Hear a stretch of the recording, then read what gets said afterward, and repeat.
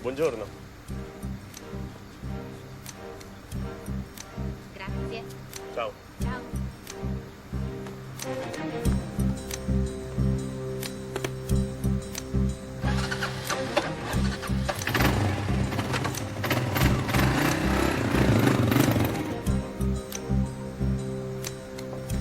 Che gli è morto qualcuno?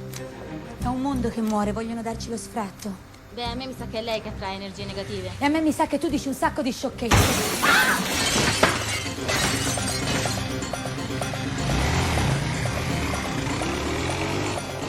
Chiamano dalla vetrina! Chiama la polizia!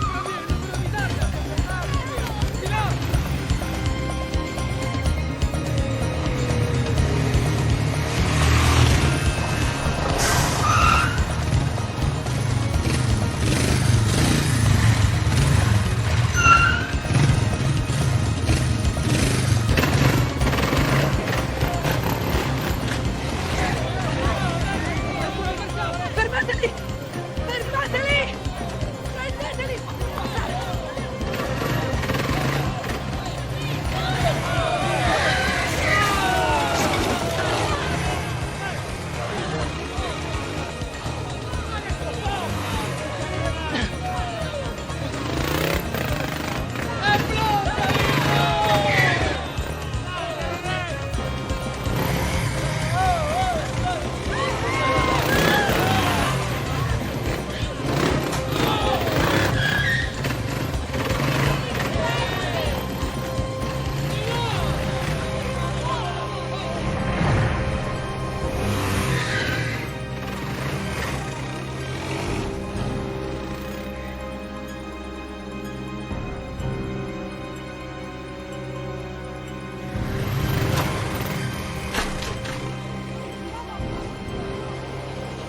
Muoio!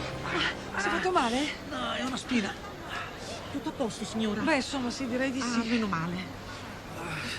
Ma chi erano questi due disgraziati? Li conosce? E come no?